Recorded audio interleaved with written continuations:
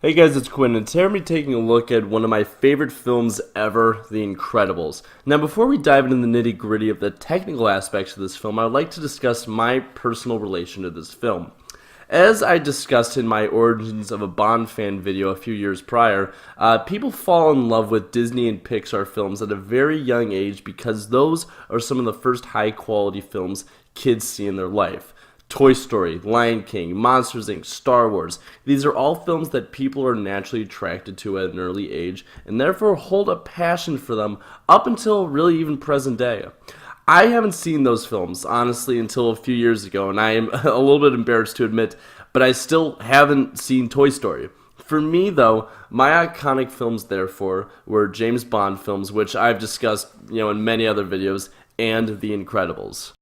So let's dive into it. It's funny because The Incredibles is very similar to what you see in, say, the Mission Impossible or James Bond films. The Incredibles is a brilliant film because it combines a lot of the action and intrigue that makes Bond so popular and injects very relatable yet complex characters that both children and adults can, at the very least, invest themselves in. Mr. Incredibles, I think, in many ways, is the best character in the film. I think that's pretty obvious. We don't need to dive into why.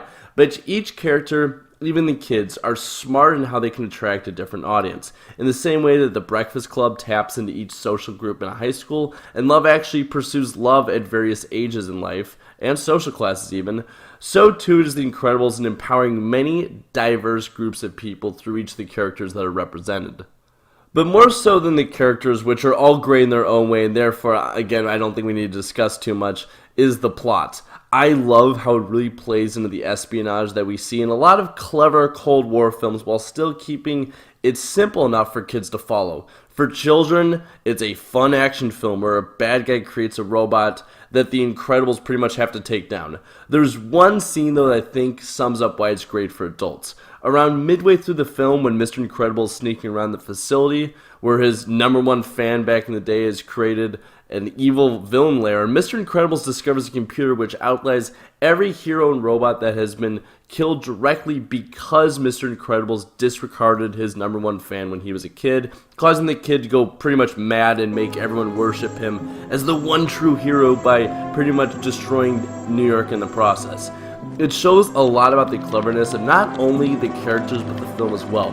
This scene really wraps the first part of the film together and how every mistake Mr. Incredibles has made has had significant consequences. His anger got him fired from his job pretty much. His shadiness has caused his wife to become suspicious and hunt him down, which is what saves him in the end, and his anger at the people on the island showed him that the kid is planning a mass murder. By the same token, it's a very, very intense and kind of sad 3-minute scene which propels the film forward without weighing it down with unnecessary details and time. This is true for the entire length of the film. Every scene that we see really builds upon itself, and I feel that there's no sort of gimmicks that are done. It's very clever in how every scene is tied together and how each character plays into it.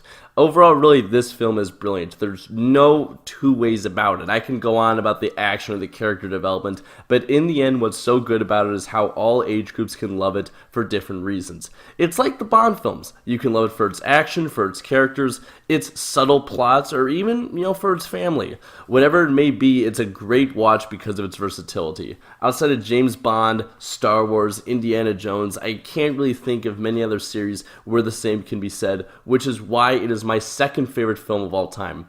If you're wondering what my favorite is, look at the cover photo of my channel.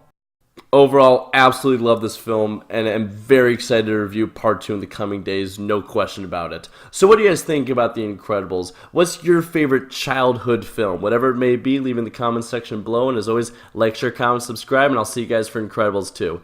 See you guys next time. Ciao. Diner guy, snag on takeoff. Splash down, sucked into a vortex. Nuggets!